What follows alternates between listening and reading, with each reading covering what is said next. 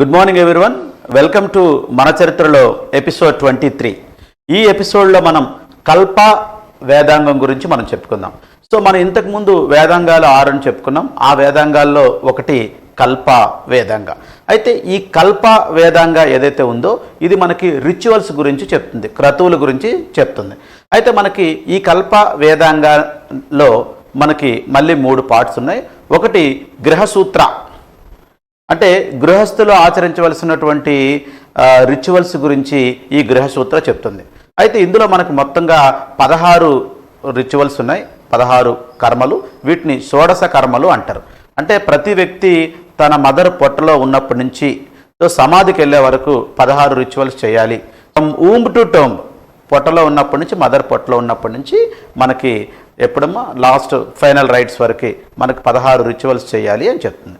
ఇకపోతే మనకి గృహసూత్ర తర్వాత శ్రౌత సూత్ర. సో ఈ శ్రౌత సూత్రలో రాజులు ఆచరించవలసినటువంటి యజ్ఞయాగాల గురించి చెప్తుంది. అంటే రాజులు ప్రజల యొక్క వెల్ఫేర్ కోసం కొన్ని యజ్ఞయాగాలు చేయవలసి ఉంటుంది. ఆ యజ్ఞయాగాలు ఏంటి అంటే అశ్వమేధ యాగ, రాజసూయ యాగ అండ్ వాజపేయ యాగ. సో అశ్వమేధ యాగంలో ఇదేంటంటే ఇరుగు పొరుగు రాజ్యాలపై ఆధిపత్యం కోసం ఒక రాజు చేసేటటువంటి యాగం. దీంట్లో ఒక అశ్వాన్ని వదిలిపెట్టడం జరుగుతుంది.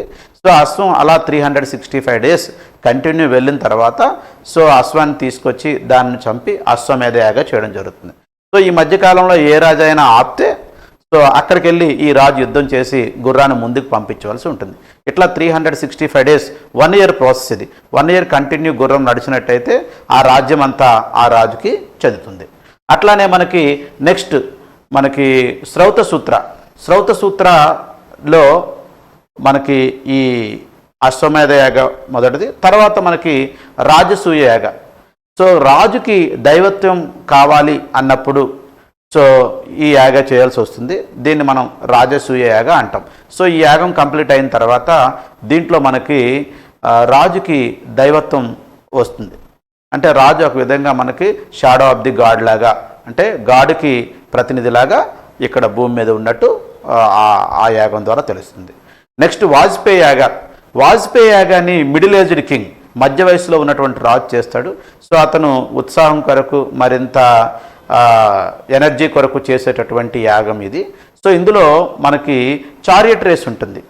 చారియట్ రేస్, రథాల పందెం. ఆ రథాల పందెంలో ఈ రాజు మిడిల్ ఏజ్డ్ కింగ్ పాల్గొని దానిలో గెలవడం కూడా జరుగుతుంది. సో ఈ విధంగా మనకి శ్రౌత సూత్రాలో 3 యాగాలు ఉన్నాయి, అశ్వమేధ, రాజసూయ, వాజపేయ యాగాలు. సో దీని తర్వాత సులువ సూత్ర. సులువ సూత్ర మనకు ముఖ్యంగా ఏం చెప్తుందంటే సో ఫైర్ ఆల్టర్స్, మనకి యజ్ఞాలు కానీ యాగాలు చేసినప్పుడు కానీ హోమగుండాలు కావాలి. ఈ హోమగుండాల తాలూకా సైజ్ ఎట్లా ఉండాలి, షేప్ ఎట్లా ఉండాలి, డైమెన్షన్ ఎట్లా ఉండాలి, సో వీటన్నిటి గురించి తెలియజేసేది మనకి సులువ సూత్రం. సో మనకి జామెట్రీ కూడా ఇక్కడి నుంచి వచ్చిందని మనకు చెప్తారు సులువ సూత్రం నుంచే.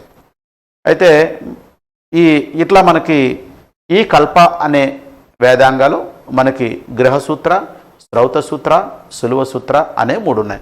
ఈ గృహసూత్రానే మనకి ధర్మసూత్రాలు అని కూడా అంటారు. Thank you and all the best.